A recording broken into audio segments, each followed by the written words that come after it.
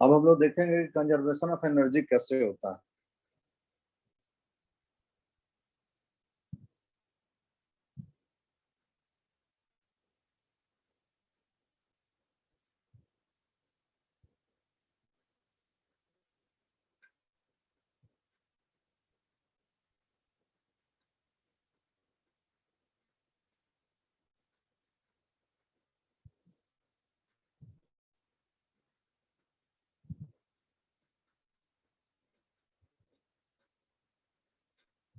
Conservation of energy in transformer, हमको फिर से वही फार्मूला पे याद जाना है,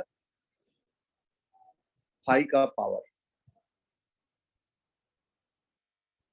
इस फार्मूला पे जाना है, P is equal to VI पे जाना है।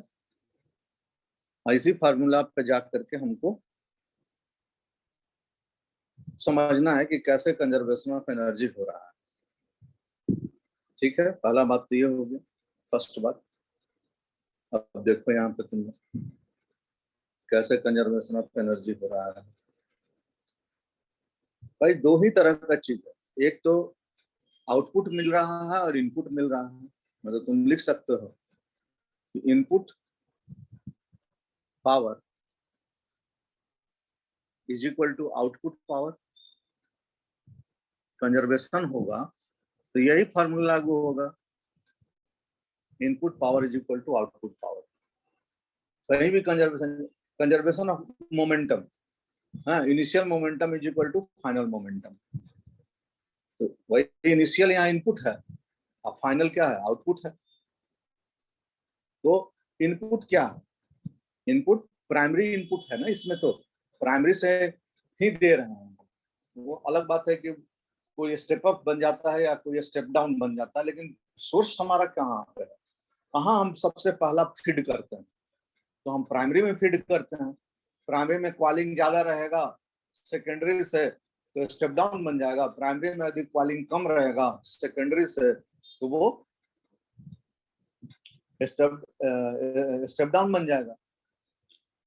तो है सारा चीज प्राइमरी में, पहला चीज प्राइमरी है। मतलब कि हम कह सकते हैं ये VI फार्मूला अगर हम ध्यान में रखें, यहाँ भी तो है नहीं, यहाँ EMF है, तो हम यहाँ लिखेंगे EP IP, फार्मूला तो यही रहेगा main, EP IP is equal to ES IS।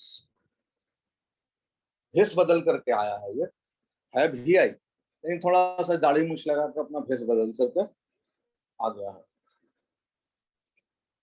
जैसे आजकल हम भी दाढ़ी बढ़ा लिए हैं, तो हम मतलब अपने सर जो है वो वहां से बदल के दूसरे नहीं ना हो जाएंगे। तो EP IP is equal to ES IS। तो इस तरह से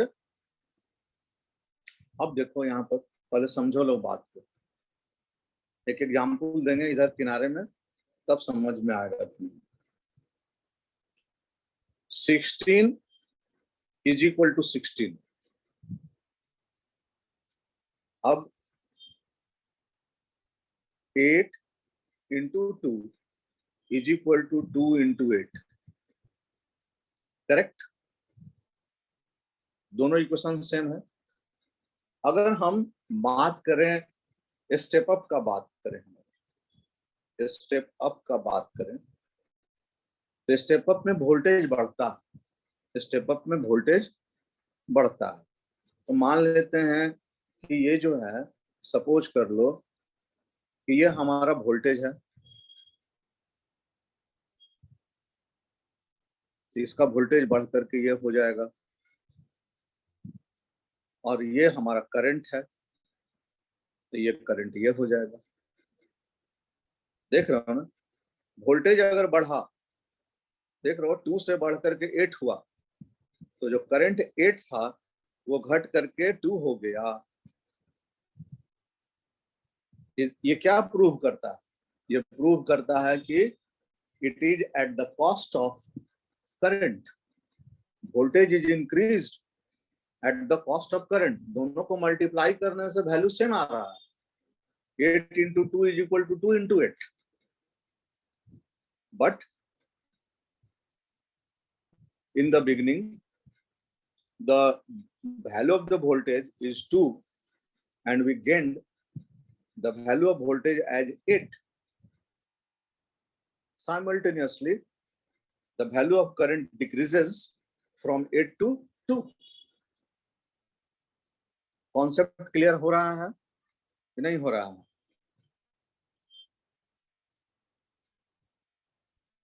यस सर, हो रहा है। और लोगों को? Yes sir.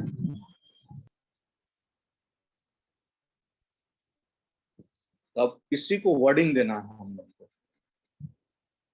वर्डिंग कैसे देंगे हम लोग? हम लोग लिखेंगे, ऐसे लिखेंगे, in step up transformer, in step up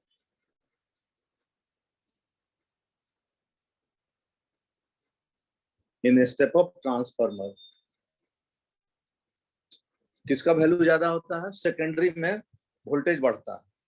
in step up transformer ES greater than EP, which implies उल्टा IS less than IP। अगर वोल्टेज बढ़ेगा तो उसका करंट घटेगा, यदि वोल्टेज घटेगा तो उसका करंट बढ़ेगा। स्टेप अप ट्रांसफार्मर, ये चीज समझ में आ गया? ये बगल में जो मैथ करके दिखा है उसी से वो रिलेशन निकल रहा है इनइक्वालिटी का।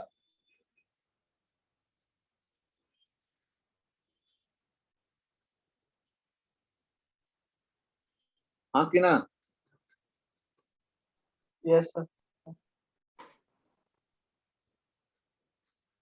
बगल वाला को हटा करके वहां पर और भी कुछ हिंदी अंग्रेजी लिख देते हैं,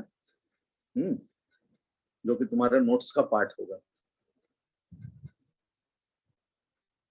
सो हट गया, वो हट गया।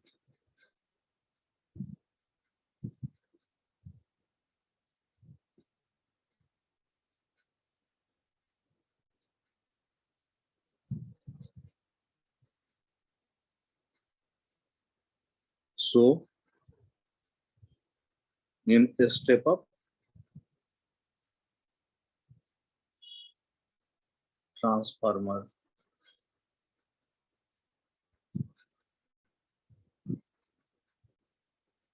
voltage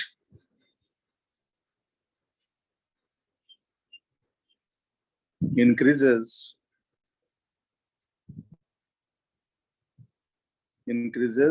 by decreasing current.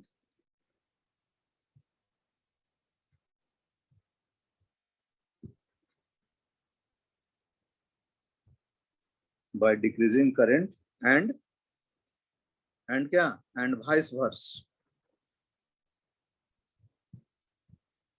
मतलब स्टेप डाउन ट्रांसफार्मर में वोल्टेज घटेगा तो करंट बढ़ जाएगा। So it follows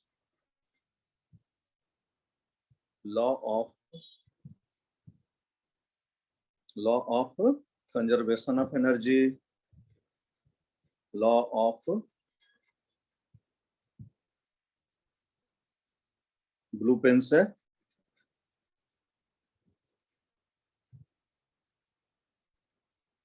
conservation of energy. ये टॉपिक हम लोग का पूरा हो गया। Law of conservation of energy जो ट्रांसफॉर्मर था वो पूरा हो गया।